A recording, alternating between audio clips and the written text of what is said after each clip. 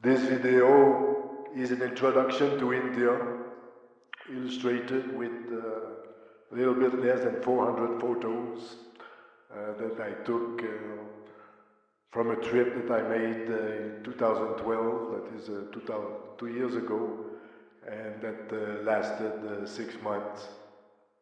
And I present these photos and commented or guided with an introduction to, a short introduction to India, because it's such a complex and country with such a deep history, such a mosaic of people and ethnic groups, each with colorful clothes and their own customs and traditions and their languages.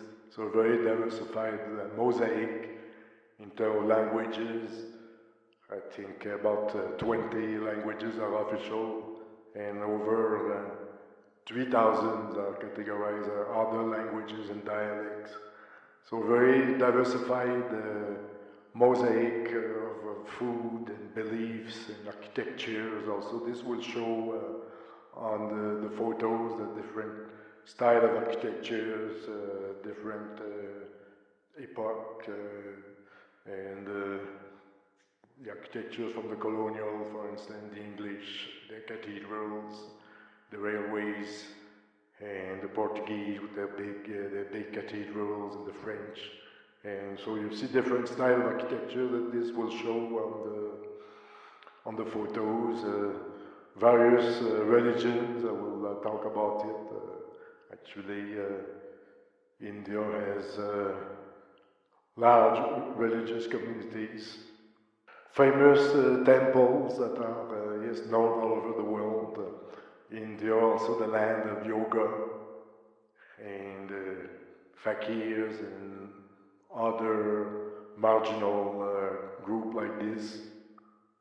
In short, India is a really incredible, really beautiful country, and a very interesting country to discover.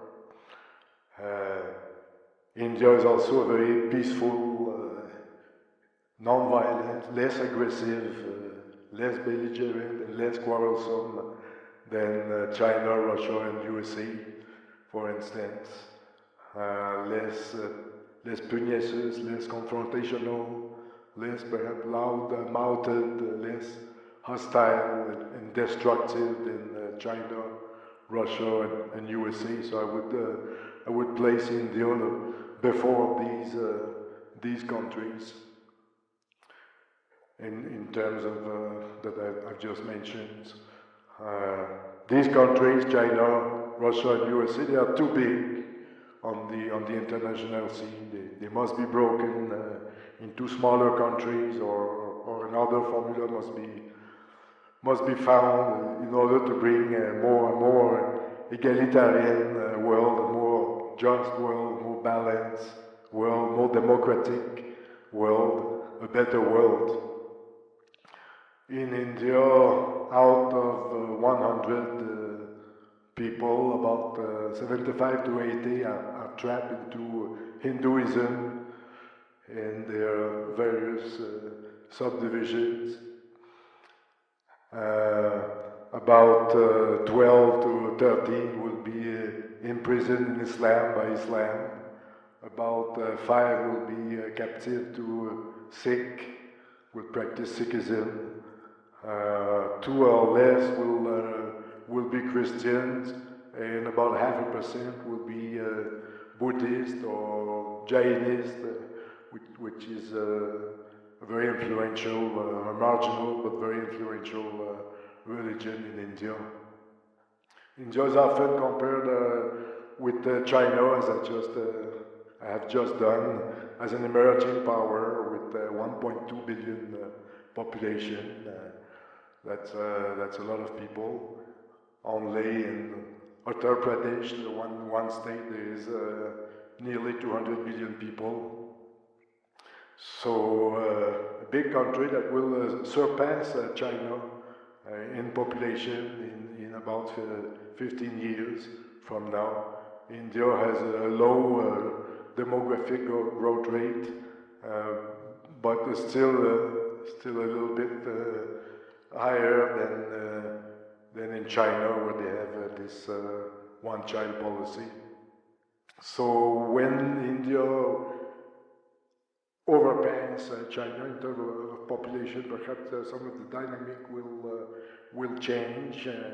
India has some advantages in terms of a democracy that is well functioning that China doesn't have. So advantage India.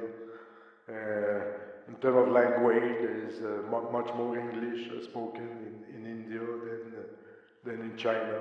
India has also a very large scientific community, a very large technological community, strong in ICT. It has a global diaspora with Indians all over the world, a lot of them in Canada. But in spite of all this, I don't think that India will, in terms of economic growth at least, is not likely to catch up. There's a long way. China has been growing faster than India for the last 30 years. The gap is still growing. So it looks like India is weighed down or pinned down or pulled down by the weight of traditions and religions and the caste system. Yes, the caste system is based on a hierarchy, social hierarchy with the untouchables at the bottom. Here, advantage China, which is not stuck with such a system that restrict upward mobility, that restrict professions, restrict trades, restrict or limit completely intermarriages, and that imprison a group of people, a social strata, into low jobs, and yeah. So here advantage China, which is not stuck with such of social problems. In addition to the caste system, India, as well as China, have a big woman problem, and even more in India, more a security problem if you are a woman. There's one woman missing out of every 10 births, and this has important consequences on the security of women. It's not secure to be a woman just before birth and just after birth, where a woman tends to disappear. Big problem, and also we have seen tourists, women tourists being molested and raped. So there is a problem there for tourists. Also for tourist security in the north, in the Kashmir regions, not good at all. But women, we have seen when I was there also, there have been some rape that have become raised a lot of public indignation and public outrage. And then rape was accompanied by murder. And lately we have seen rape and hanging on trees of girls from the lower caste also. So there is a kind of similarity with the lynching of African Americans in the last century. So women's rights in the West are much more advanced than in India. And that will hold India back, I think, for some time. Other small problem securities in India that we encountered everywhere are kind of scam that we encounter everywhere with counterfeit tickets that are sold, false guides, and so on and so on. The security within India is mostly along religious line and along the line of patriotism, if I can say, between India and Pakistan. So along these two lines, there is frictions and some problems. And inside the country, also inside India, out of the 25 country states and territories, also many have political problems. Some they call it terrorist problems. Some are stuck with communist parties that are very disturbing. In the state of Orissa, there was a kidnapping of a pharynx of an Italian just before I was there. It was released on ransom. In the state of Bihar, regular clashes, some bombs exploding once in a while. So some small problem. Madhya Pradesh also some violent political troubles. In the south, Tamil Nadu, also a lot of political problem. When I was there on a previous trip in the 90s, I met a lot of Tamil refugees south of Madras. There's still some problems, as you know, between Sri Lanka and the Tamil and southern India.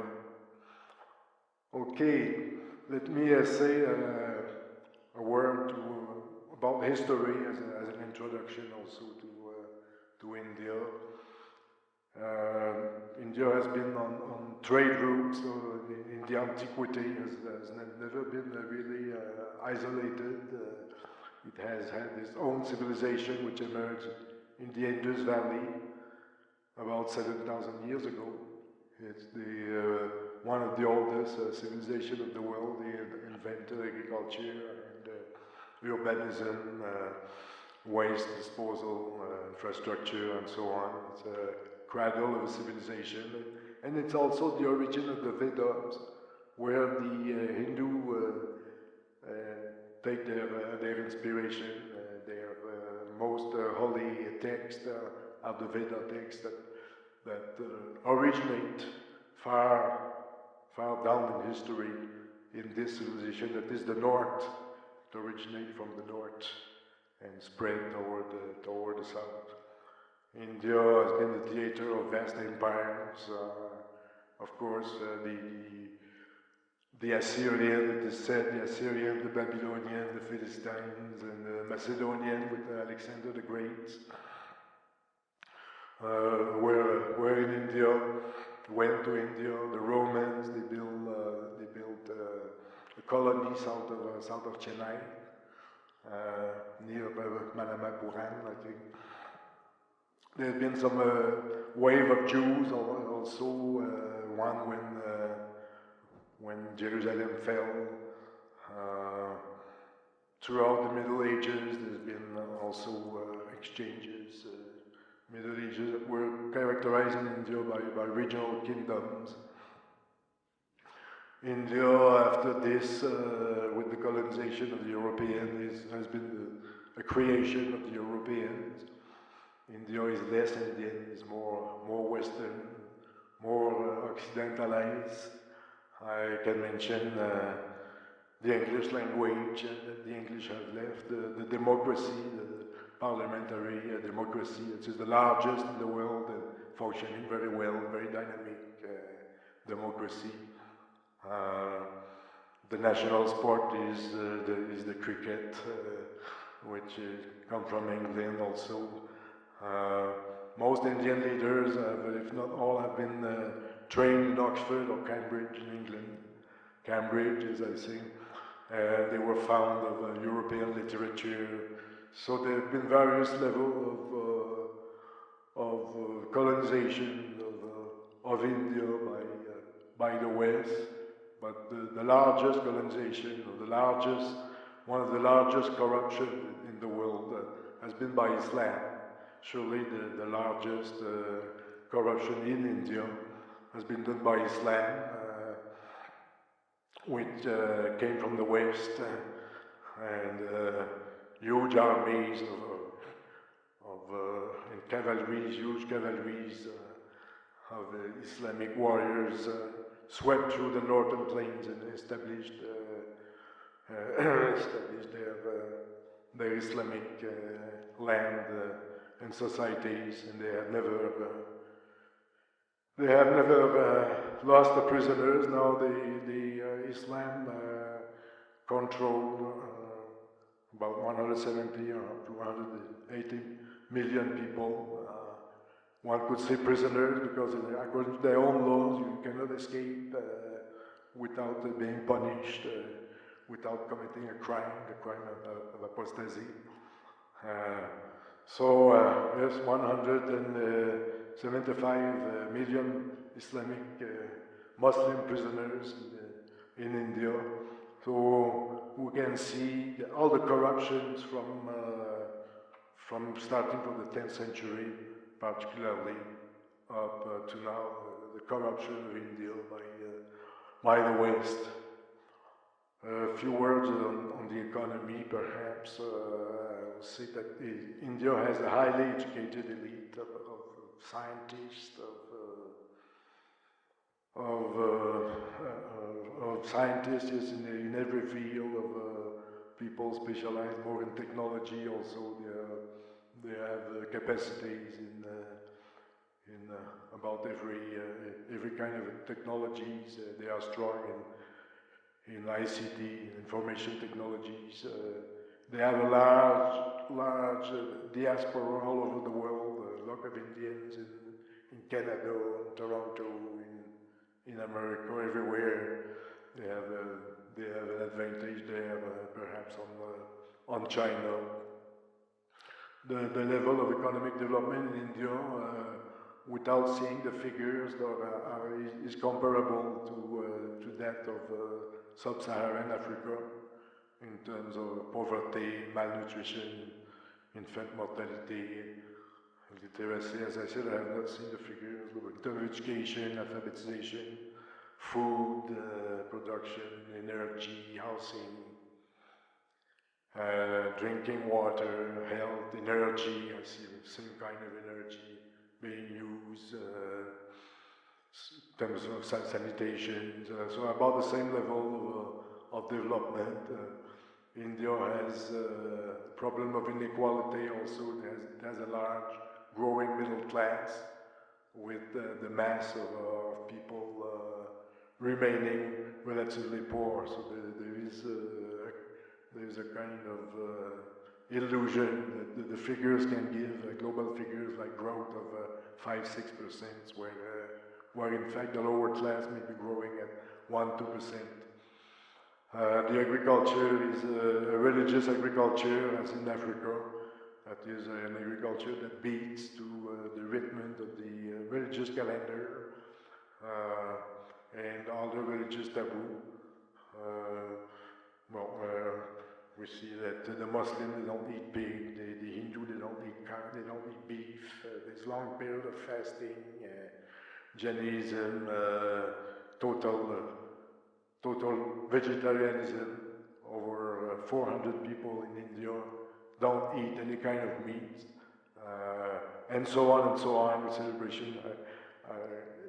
That makes Indian agriculture, but the religious agriculture means an agriculture that is highly impacted by religions. They have actually, they don't lack food globally. They have a surplus of food. Some, of course, many lack food, but there is a surplus of food. And this comes from policies to favor agriculture, such kind of green revolutions that they unleash almost 40 years ago to boost production, agricultural productions, food productions,